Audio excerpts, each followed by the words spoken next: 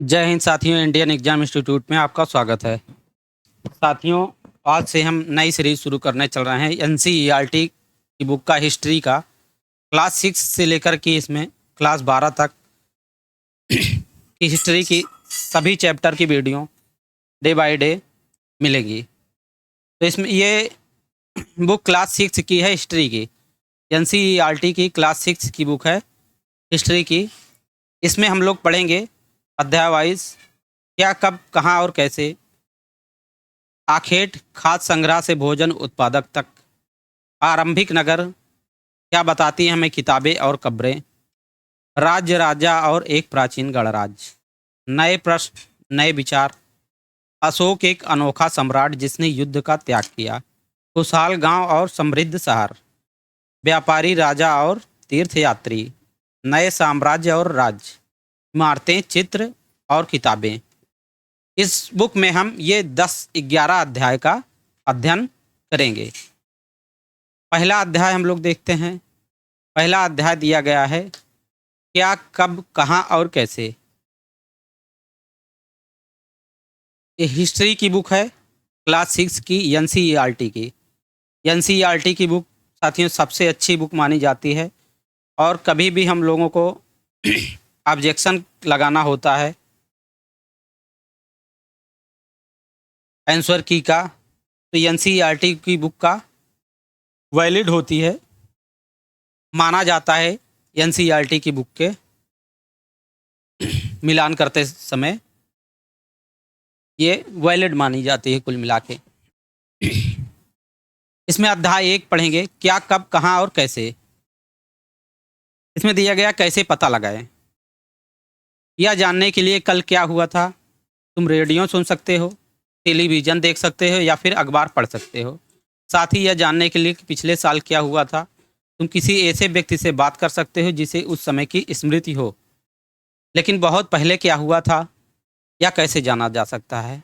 अर्थात ये कल या परसों वर्तमान समय में क्या हुआ था, इसको जानने के लिए तो रेडियो सुना जा सकता है, टेलीविज़न देखा जा सकता है या फिर अखबार के माध्यम से हम जानकारी प्राप्त कर सकते हैं कि वर्तमान समय में क्या चल रहा है या क्या घटित हुआ है।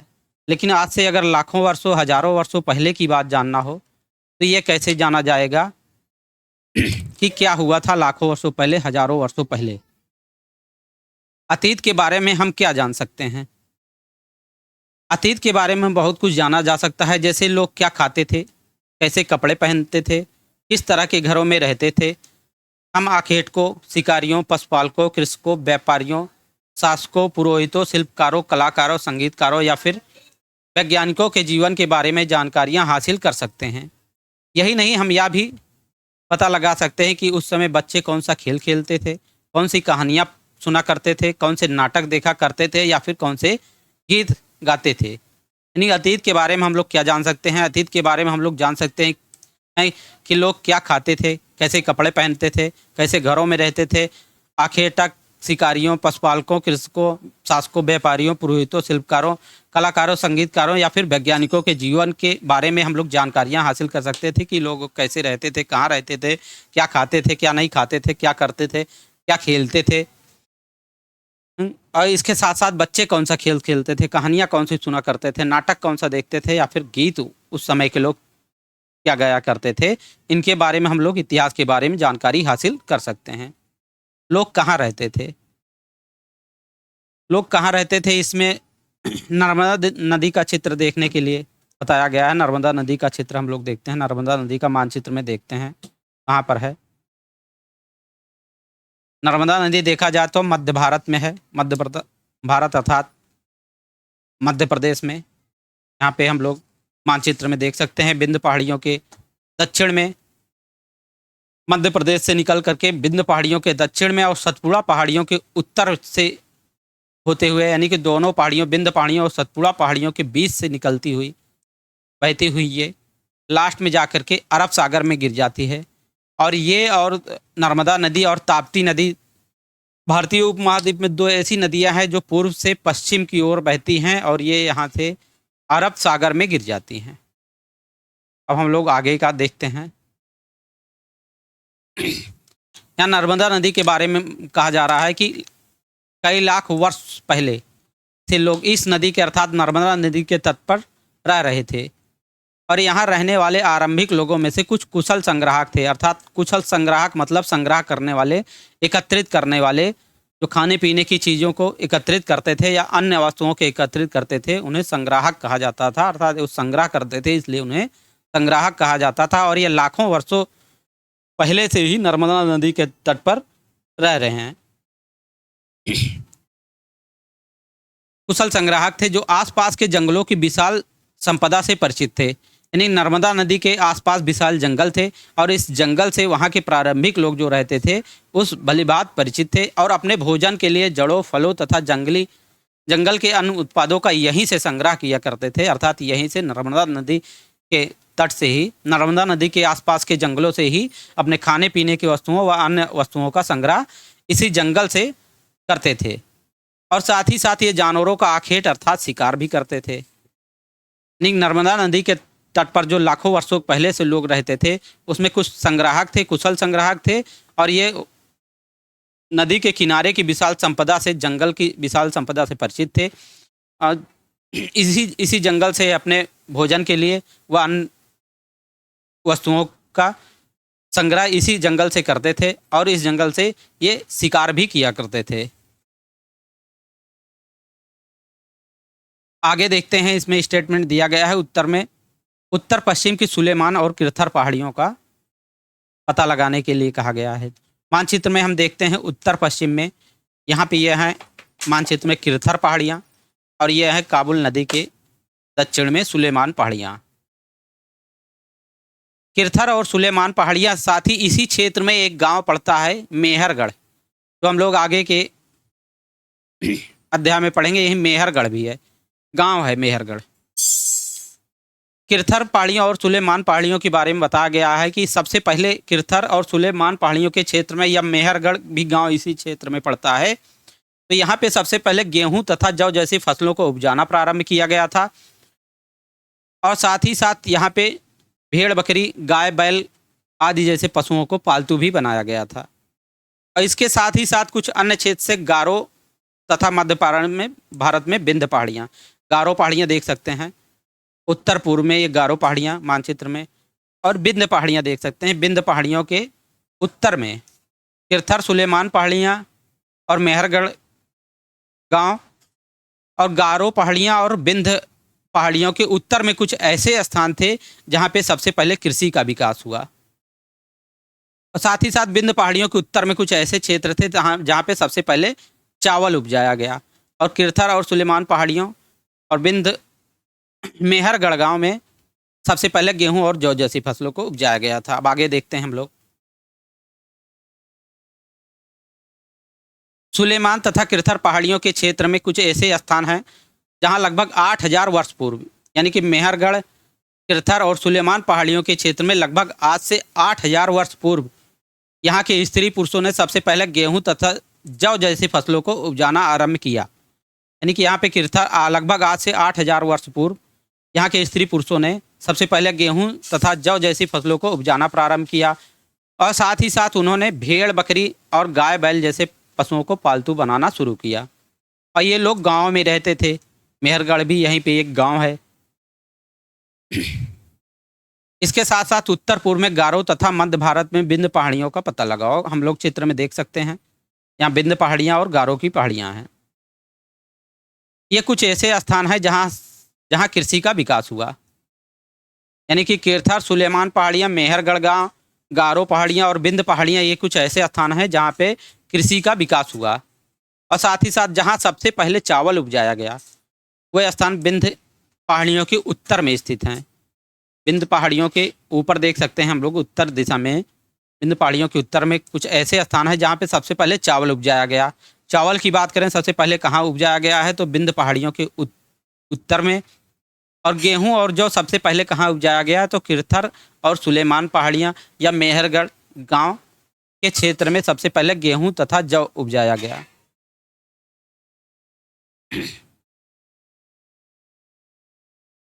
आगे स्टेटमेंट दिया गया है कि मानचित्र पर सिंधु तथा इनकी सहायक नदियों का पता लगाएं। सिंधु तथा इनकी सहायक नदियों का देख लेते हैं। यहाँ पे मानचित्र में दिया गया है सिंधु है, और साथ साथ इनकी सहायक नदियाँ दिया गया है। यह सिंधु नदी है। इनकी सहायक नदियों में है सतलज, ब्यास, रावी, चेनाब, झेलम और काबुल नदी। ये सिंधु की सहायक नदियाँ हैं। सिंधु तथा सहायक नदियों के आसपास लगभग 4700 वर्ष पूर्व यहाँ पे प्रारंभिक नगर, भारतीय उपमहाद्वीप की बात करें तो यहाँ पे लगभग 4700 वर्ष पूर्व यहाँ पे आरंभिक नगरों का विकास हुआ था। देखते हैं यहाँ पे सहायक नदियाँ उन्हें कहते हैं जो एक बड़ी नदी में मिल जाती है। लगभग आज से 4700 वर्ष पूर्व इन्हीं नदियों के किनारे कुछ आरंभिक नगर फूले फले। आरंभिक नगर की बात करें तो ये सिंधु सभ्यता, मान लीजिए सिंधु सभ्यता की बात हो रही है। सिंधु सभ्यता का अगर टाइम लाइन देखें तो टाइम इसका 2500 ईसा पूर्व से लेकर के 1520 ईसा पूर्व के बीच में माना गया है। 2500 ईसा पूर्व से लेकर के 1520 ईसा पूर्व के बीच का समय सिंधु घाटी सभ्यता का समय माना जाता है। सहायक नदियां उन्हें कहते हैं जो एक बड़ी नदी में मिल जाती हैं। लगभग आज से 4700 वर्ष पूर्व इन्हीं नदियों के किनारे, इन्हीं नदियों के अर्थात सिंधु तथा इनकी सहायक नदियों के किनारे आरंभिक नगर फले फूले। गंगा व इनकी सहायक नदियों के किनारे की बात करें तो गंगा व इनकी सहायक नदियों के किनारे तथा समुद्रवर्ती तटीय इलाकों में नगरों का विकास लगभग 2500 वर्ष पूर्व हुआ। 2500 वर्ष पूर्व, आज से लगभग 2500 वर्ष पूर्व गंगा तथा इनकी सहायक नदियों के किनारे व समुद्रवर्ती तटीय इलाकों में नगरों का विकास, यानी कि गंगा नदी के आसपास जो बस्तियों का या नगरों का विकास हुआ है। और आज से लगभग 2500 वर्ष पूर्व, 2500 वर्ष पूर्व की बात करें तो लगभग 500 ईसा पूर्व 2500, आज से लगभग 2500 ईसा पूर्व गंगा नदी के तट पर नगरों का विकास हुआ। और आज से लगभग 4700 वर्ष पूर्व सिंधु तथा इनकी सहायक नदियों के किनारे भारतीय उपमहाद्वीप में नगरों का विकास हुआ है। गंगा तथा इनकी सहायक नदी सोन का पता लगाओ। गंगा के दक्षिण में ही सोन नदी है। सोन नदी हम लोग देख लेते हैं मानचित्र में। यह गंगा नदी गई है, ये देखिए गंगा नदी देख सकते हैं। और इसी के दक्षिण में ये देखिए सोन नदी निकली हुई है। नर्मदा नदी के उत्तर में गंगा नदी के दक्षिण में सोन नदी गई हुई है।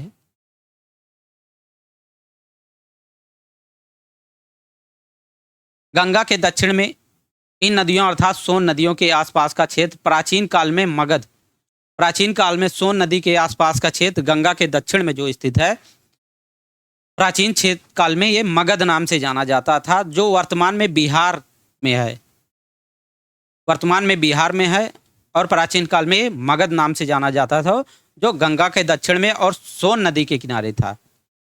और मगध राज्य की बात करें तो इसके शासक बहुत शक्तिशाली थे और इन्होंने एक विशाल राज्य स्थापित किया था। देश के अन्य हिस्सों में भी ऐसे अर्थात मगध जैसे राज्यों की स्थापना की गई थी।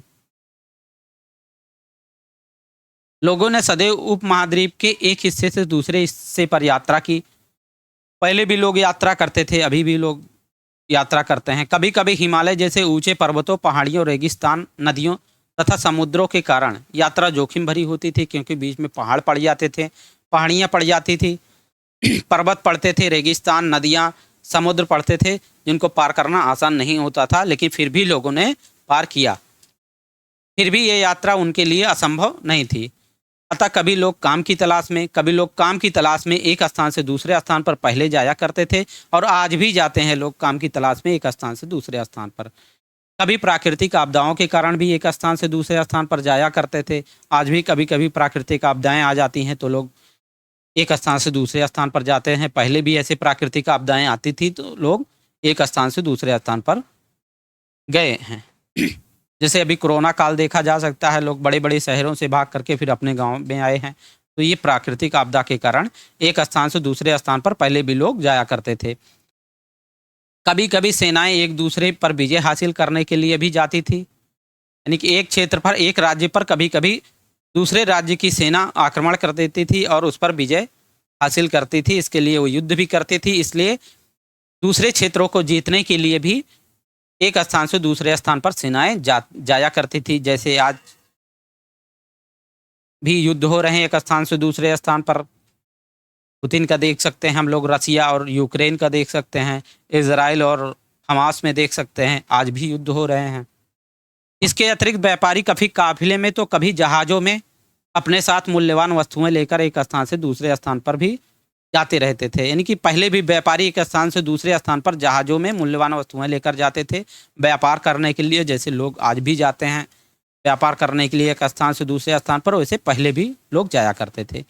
इसके साथ धार्मिक गुरु लोगों को शिक्षा और सलाह देने के लिए एक गांव से दूसरे गांव तथा एक कस्बे से दूसरे कस्बे पर जाया करते थे। कुछ लोग घूमने के लिए भी रोचक स्थानों को खोजने की चाह में उत्सुकतावश भी यात्रा किया करते थे। आज भी लोग घूमने जाते हैं, पहले भी लोग घूमने के लिए उत्सुकतावश जाया करते थे।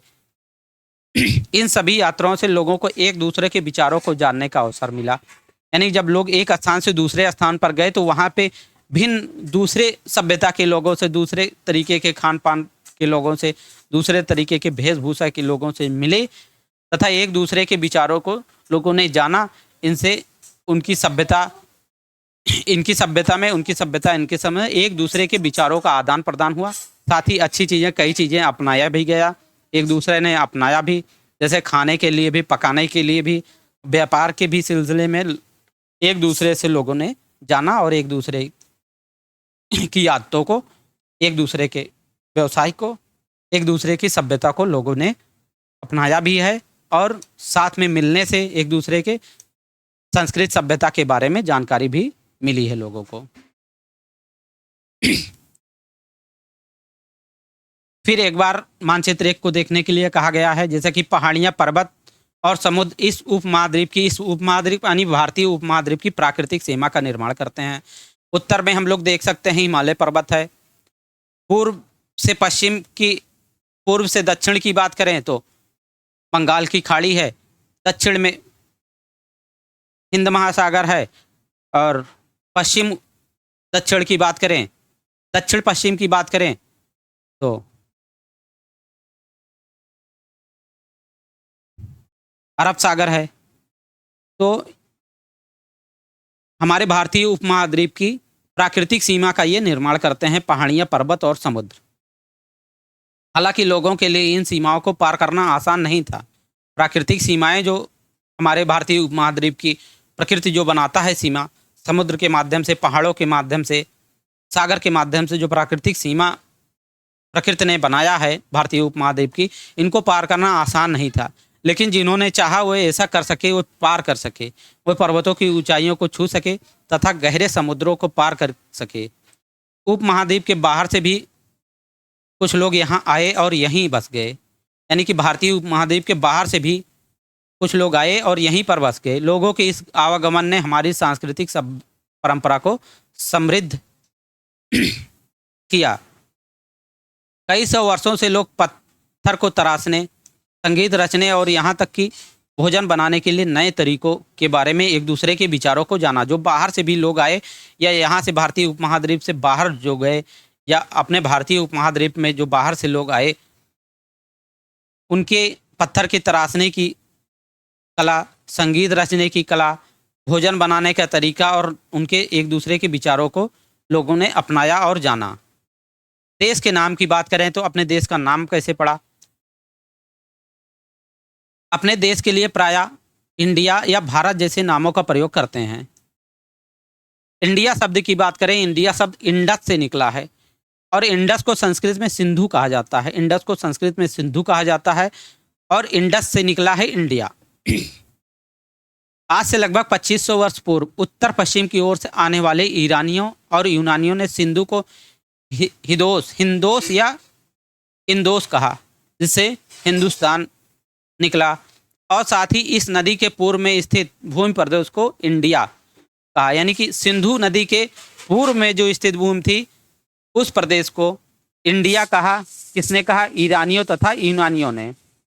भारत के नाम की बात करें तो भारत नाम का प्रयोग उत्तर पश्चिम में, यानी कि उत्तर पश्चिम में रहने वाले एक समूह के लिए किया जाता था।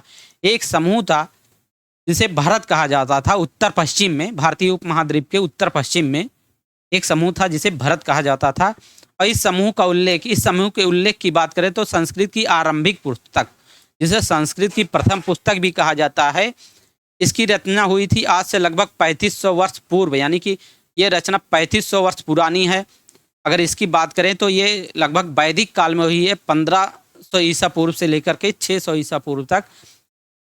संस्कृत की आरंभिक कृति है ऋग्वेद। ऋग्वेद में भी इसका उल्लेख मिलता है। वहाँ के निवासियों को भरत कहा जाता था और बाद में इसी भरत के नाम से अपने देश का प्रयोग होने लगा। भारत के नाम पर ही अपने देश का प्रयोग होने लगा, भारत। अतीत के बारे में कैसे जानें? अतीत के बारे में हम लोग कैसे जानें? अतीत की जानकारी हम कई तरह से प्राप्त कर सकते हैं। इनमें से एक तरीका अतीत में लिखी गई पुस्तकों को ढूंढना और पढ़ना है। अतीत के बारे में हम लोग कैसे जान सकते हैं? अतीत में लिखी गई पुस्तकों से पढ़ करके हम लोग जान सकते हैं। ये पुस्तकें हाथ से लिखी होने के कारण पांडुलिपि कही जाती थी। पांडुलिपि किसे कहते हैं? पांडुलिपि हाथ से लिखी जाती थी। और अंग्रेजी में पांडुलिपि के लिए प्रयुक्त होने वाला मैन्यू स्क्रिप्ट शब्द लैटिन शब्द मेनू, जिसका अर्थ हाथ है से निकला है। यानी कि पांडुलिपि जो थी वो हाथ से लिखी जाती थी और ये पांडुलिपियाँ प्रायः ताड़पत्रों अथवा हिमालय क्षेत्र में उगने वाले भूर्ज नामक पेड़ की छाल से विशेष तरीके से तैयार भोजपत्र पर लिखी जाती थी। यानी कि पांडुलिपि जो हाथ से लिखी जाती, प्राचीन समय में पांडुलिपियाँ लिखी जाती थी और ये ताड़पत्रों या हिमालय क्षेत्र में एक पेड़ उगता था, भूर्ज नामक पेड़। इसकी छाल से विशेष तरीके से तैयार किया जाता था भोजपत्र, उसी पर हाथ से लिखा जाता था। इसी को हाथ से लिखने के कारण इसको पांडुलिपि कहा गया। एक पांडुलिपि का चित्र यहाँ देख सकते हैं, यहाँ पे ये दिखाई दे रहा है। ये पांडुलिपि का चित्र है जो भूर्ज नामक पेड़ की छाल से बना करके लिखा गया है इस पे।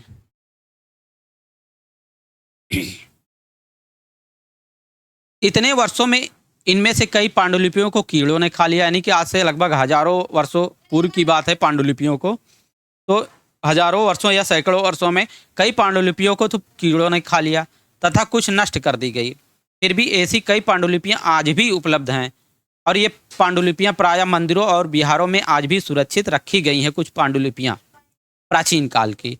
इन पुस्तकों में धार्मिक मान्यताओं व व्यवहारों, राजाओं के जीवन, औषधियों तथा विज्ञान आदि सभी प्रकार के विषयों की चर्चा मिलती है। यानी पांडुलिपियों में आज भी कुछ पांडुलिपियाँ रखी गई हैं मंदिरों व विहारों में और इन पांडुलिपियों में धार्मिक मान्यताओं, व्यवहारों, राजाओं के जीवन, औषधियों तथा विज्ञान आदि के विषय में हमको जानकारी मिलती है। इनके अतिरिक्त हमारे यहाँ महाकाव्य भी थे। पांडुलिपियाँ तो थी, इसके अतिरिक्त भी हमारे यहाँ महाकाव्य, कविताएं, नाटक भी हैं। इनमें से कई संस्कृत में लिखे हुए हैं। जो नाटक, कविताएं, महाकाव्य हैं, इनमें से कई हैं जो संस्कृत में लिखे गए हैं, जबकि अन्य प्राकृत और तमिल में भी लिखे गए हैं। कुछ संस्कृत में लिखे गए हैं महाकाव्य, कविताएं और नाटक, जबकि कुछ अन्य प्राकृत और तमिल में भी लिखे गए हैं। प्राकृत और तमिल की भी बात करें तो सारी भाषाएं संस्कृत से ही निकली गई हैं। संस्कृत से ही निकली है प्राकृत और तमिल भी। प्राकृत भाषा का प्रयोग आम लोग करते थे। प्राकृत भाषा प्रयोग करने में आसान होती थी, इसलिए आम लोग उस समय, प्राचीन समय में भी प्राकृत भाषा का प्रयोग करते थे, क्योंकि संस्कृत भाषा आसान नहीं थी। ज़्यादातर संस्कृत भाषा का प्रयोग वैदिक काल में ही हुआ है। हम अभिलेखों का भी अध्ययन कर सकते हैं। अभिलेखों का अध्ययन भी हम लोग कर सकते हैं। और अभिलेख कैसे होते थे? एक अभिलेख का ये दिया गया है, उत्कीर्ण हुआ है पत्थर पर। ये इस अभिलेख की बात करें तो यह अभिलेख लगभग 2250 वर्ष पुराना यह अभिलेख वर्तमान अफगानिस्तान के कंधार से प्राप्त हुआ है।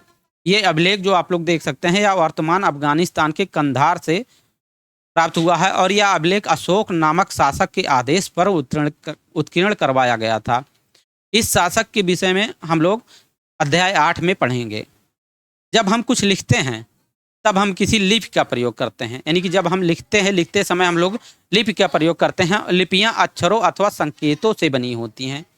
लिपियाँ अक्षरों और संकेतों से बनी होती हैं। लिखते समय हम लोग लिपि का प्रयोग करते हैं, जबकि जब हम कुछ बोलते हैं अथवा पढ़ते हैं तब हम एक भाषा का प्रयोग करते हैं। यानी बोलते समय हम लोग भाषा का प्रयोग करते हैं और लिखते समय लिपि का प्रयोग करते हैं। यह अभिलेख इस क्षेत्र में प्रयुक्त होने वाली यूनानी तथा अरामाइक नामक 2 विभिन्न लिपियों अथवा भाषाओं में है। हम अभिलेखों का भी अध्ययन कर सकते हैं। ऐसे लेख पत्थर अथवा धातु जैसी कठोर सतहों पर उत्कीर्ण किए गए हैं। यानी अभिलेख जो होते हैं पत्थर पर या शिलाखंडों पर या धातु जैसी कठोर सतहों पर उत्कीर्ण करवाए जाते थे।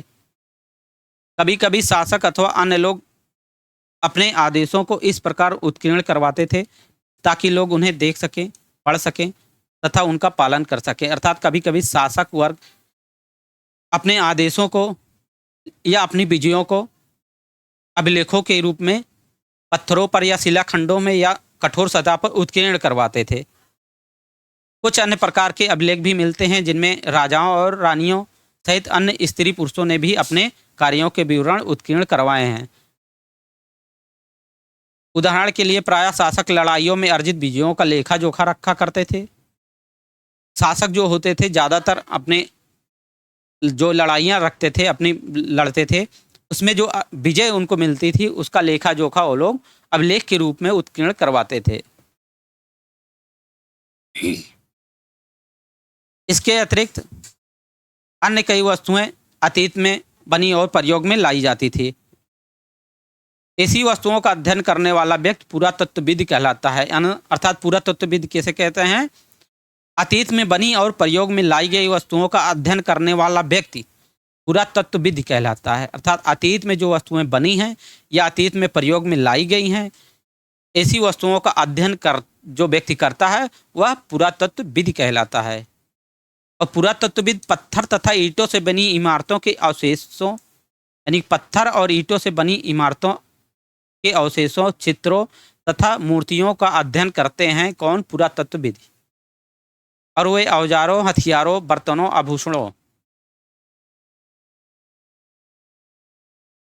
तथा सिक्कों की प्राप्ति के लिए छानबीन तथा खुदाई भी करते हैं। पुरातत्वविद सिक्कों की छानबीन के लिए खुदाई भी करते हैं। इनमें से कुछ वस्तुएं पत्थर, पकी मिट्टी तथा कुछ धातु की बनी हो सकती हैं। ऐसे तत्व कठोर तथा जल्दी नष्ट न होने वाले होते हैं।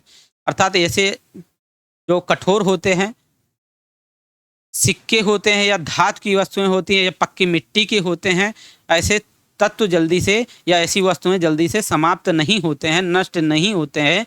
इसके कारण पुरातत्वविदों को ये वस्तुएं खुदाई के समय मिल जाती हैं। इनसे ये अतीत का पुनः निर्माण करते हैं।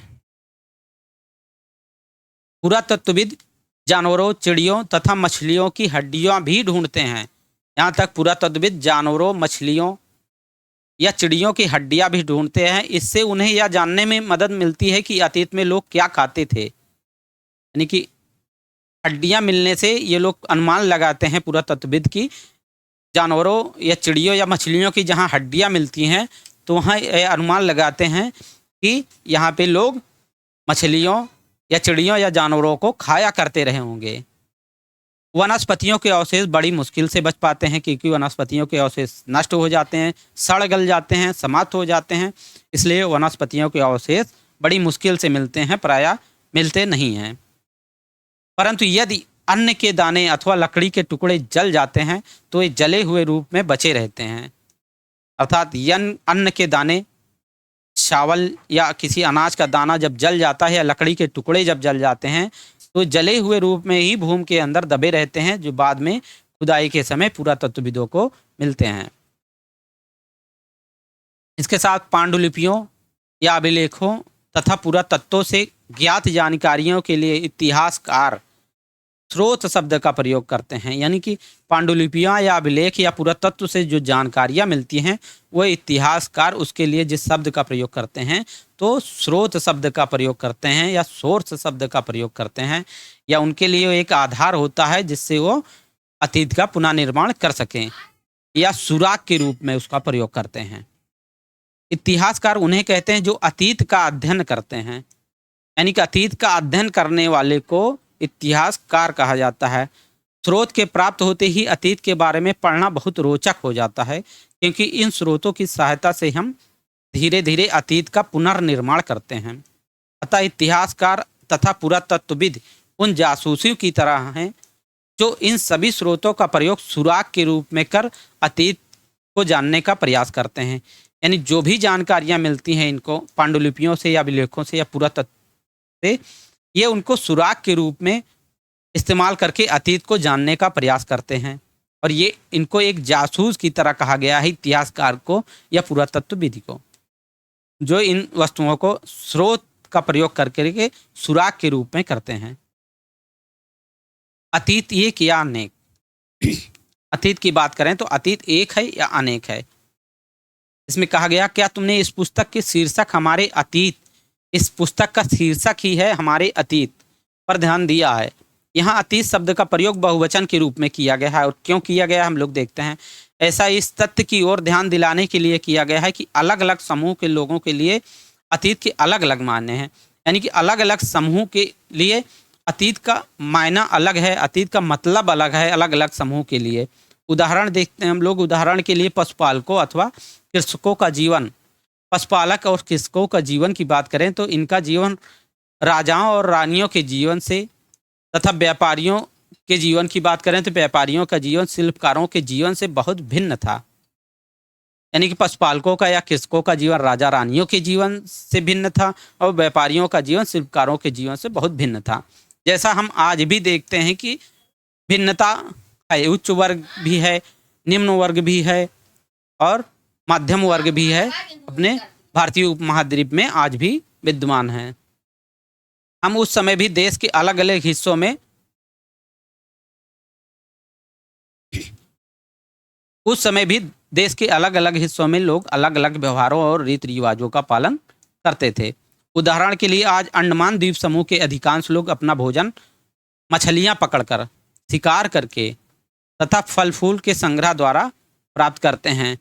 उदाहरण देखा जाए तो आज भी अंडमान द्वीप समूह के अधिकांश लोगों की बात किया जाए तो अपना भोजन मछलियां पकड़कर या शिकार करके या फल फूल के संग्रह द्वारा ही प्राप्त करते हैं, आज भी अंडमान द्वीप समूह के लोग।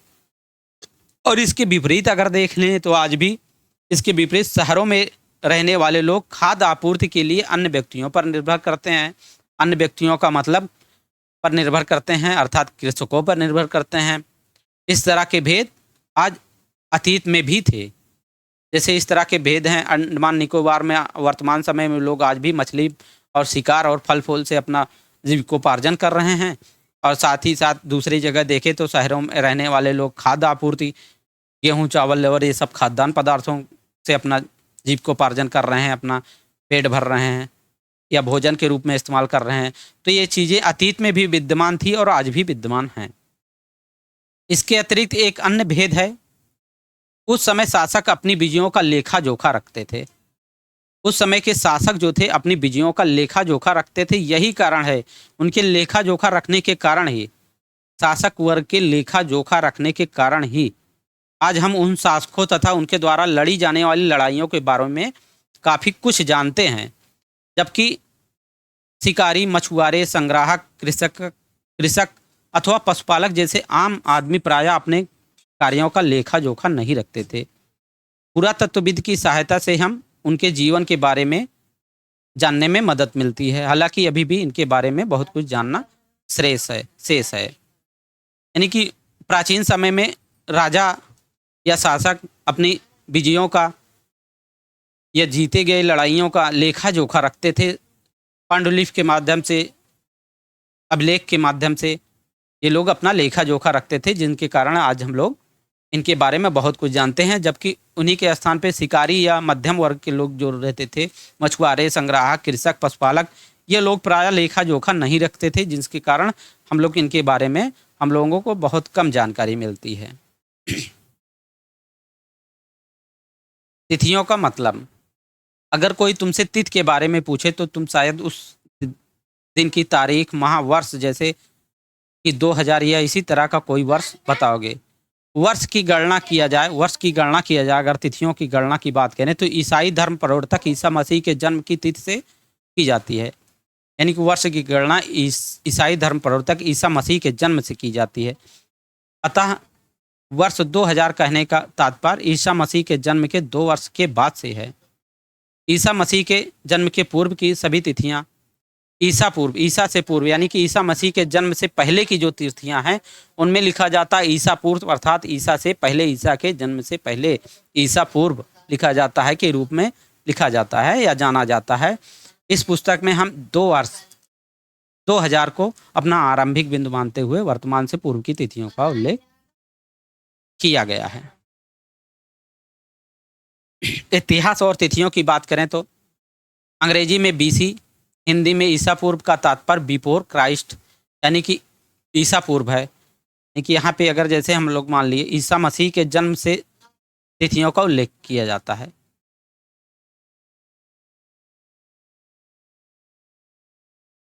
ईसा मसीह के जन्म के बाद पूर्व की यानी कि पहले की जो तिथियां होती हैं उनमें लिखा जाता है ईसा पूर्व। इंग्लिश में बात करें तो इंग्लिश में इसी को लिख दिया जाता है बीसी। बीसी का अर्थ होता है बिफोर क्राइस्ट, या फिर यहीं पे लिख दिया जाता है कभी कभी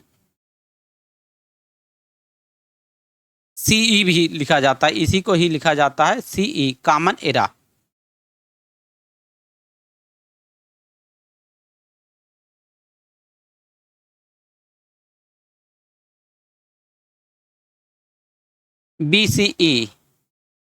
बीसीई बिफोर कॉमन एरा ये ईसा मसीह के जन्म के पूर्व की है। जन्म ईसा मसीह के जन्म के पहले का समय जो था उसको ईसा पूर्व भी कह सकते हैं, बीसी भी इंग्लिश में कहते हैं बिफोर क्राइस्ट, और बिफोर कॉमन एरा भी कहा जाता है। और ईसा मसीह के जन्म के बाद की सभी तिथियों में ईसवी लिखा जाता है।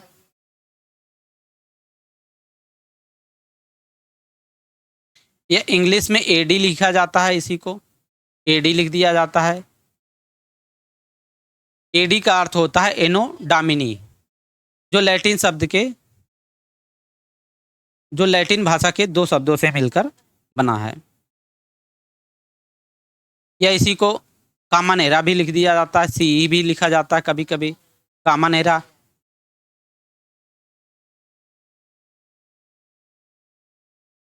यहाँ हम लोग बात करते हैं अंग्रेजी में बीसी, हिंदी में ईसा पूर्व का तात्पर्य बिफोर क्राइस्ट या ईसा पूर्व होता है, यानी कि ईसा मसीह के जन्म के पूर्व का समय।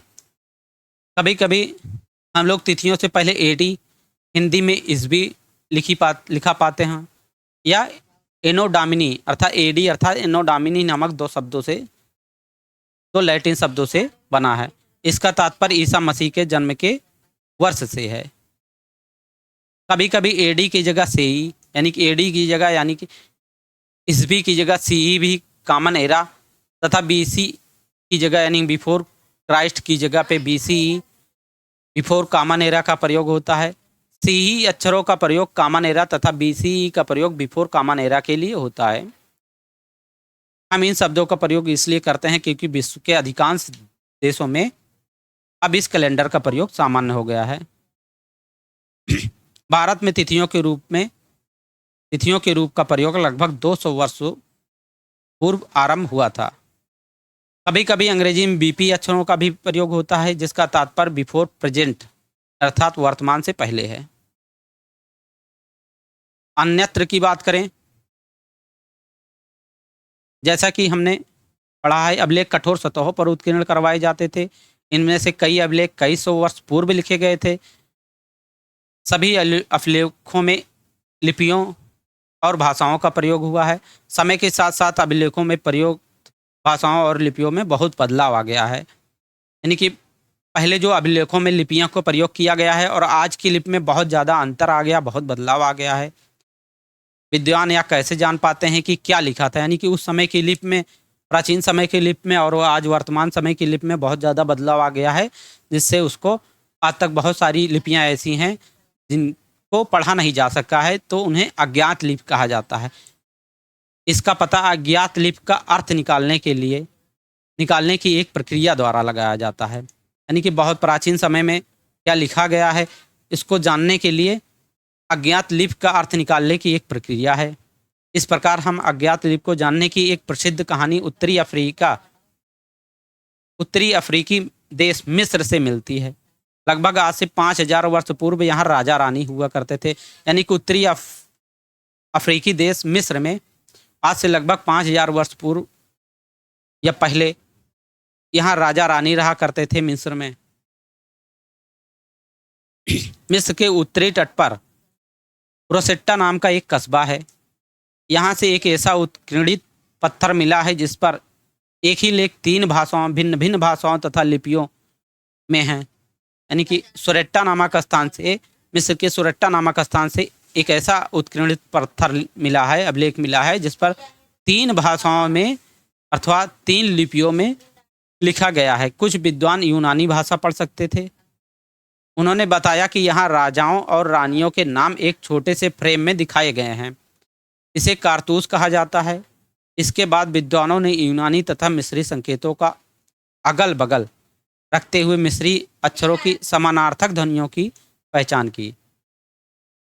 जैसा आप देख सकते हैं कि यहाँ यल अक्षर के लिए शेर तथा ये अक्षर के लिए चिड़िया के चित्र बनाए गए हैं। हम लोग देखते हैं, यहाँ यल अक्षर देख लेते हैं।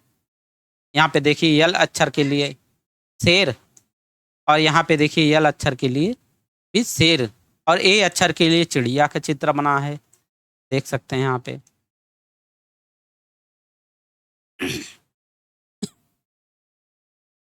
एक बार जब उन्होंने यह जान लिया कि विभिन्न अक्षर किन के लिए प्रयुक्त हुए हैं तो वे आसानी से इन अभिलेखों को भी पढ़ लेते हैं। यानी कि कौन सा अक्षर किसके लिए प्रयुक्त हुआ है, जब ये अक्षर पढ़ लेते हैं तो उन्हीं को मिला करके प्राचीन समय की लिपियों को भी अज्ञात लिपि के माध्यम से पढ़ लेते हैं। आगे देखते हैं हम लोग, इसमें कुछ महत्वपूर्ण तिथियां दी गई हैं। कृषि का आरंभ की बात करें तो आज से लगभग 8000 वर्ष पूर्व या वर्ष पहले, पूर्व अर्थात पहले, कृषि का आरंभ आज से लगभग 8000 वर्ष पहले हुआ। सिंधु सभ्यता के प्रथम नगर आज से लगभग 4700 वर्ष पूर्व, वही 2500 ईसा पूर्व से लेकर 1520 ईसा पूर्व के, यानी 2500 ईसा पूर्व की बात करें तो सिंधु सभ्यता के प्रथम नगर का विकास हुआ आज से लगभग 4700 वर्ष पूर्व। गंगा घाटी के नगर और मगध एक बड़ा राज्य की बात करें तो आज से लगभग 2500 वर्ष पूर्व गंगा घाटी के क्षेत्र में नगरों का विकास हुआ। कुछ सुमेल करने के लिए दिया गया है नर्मदा घाटी। नर्मदा घाटी की बात करें तो यहाँ पे हम लोग पढ़े थे कि नर्मदा घाटी के तट पर कुछ कुशल संग्राहक हुआ करते थे और वो शिकार भी किया करते थे। तो यहाँ पे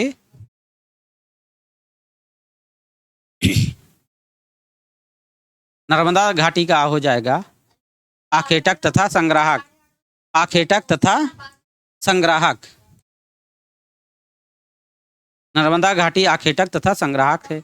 मगध का बात करें तो मगध जो है बिहार में वर्तमान में है, सोन नदी के किनारे। तो यहाँ पे ये मगध उस समय एक पहला बड़ा राज्य था मगध। गारो पहाड़ियों की बात करें तो गारो तथा विंध्य पहाड़ियों के क्षेत्र में आरंभिक कृषि का विकास हुआ था। सिंधु तथा इनके सहायक नदियों की बात करें, सिंधु तथा सहायक नदियों के किनारे सबसे पहले भारतीय उपमहाद्वीप में प्रथम नगर का विकास हुआ था। और गंगा घाटी के नगर की बात करें तो लगभग आज से 2500 वर्ष पूर्व यहाँ पे नगरों का विकास गंगा घाटी के क्षेत्र में हुआ है। पांडुलिपि तथा अभिलेखों में एक अंतर बताने के लिए कहा गया तो पांडुलिपियाँ ये हाथ से लिखी जाती थी। हाथ से लिखी होने के कारण पांडुलिपि कहा जाता था, और ये ताड़पत्रों व भोजपत्रों पर लिखी जाती थी। और अभिलेख जो है कठोर सतहों पर, पर्वतों, शिलाखंडों या धातु जैसे कठोर सतहों पर उत्कीर्ण करवाए जाते थे। साथियों, क्लास 6 का हिस्ट्री का पहला अध्याय समाप्त हो गया है। इसी के साथ यहीं पे यह अध्याय बंद करते हैं और मिलते हैं नेक्स्ट वीडियो में। तब तक के लिए जय हिंद, वंदे मातरम, नमस्कार।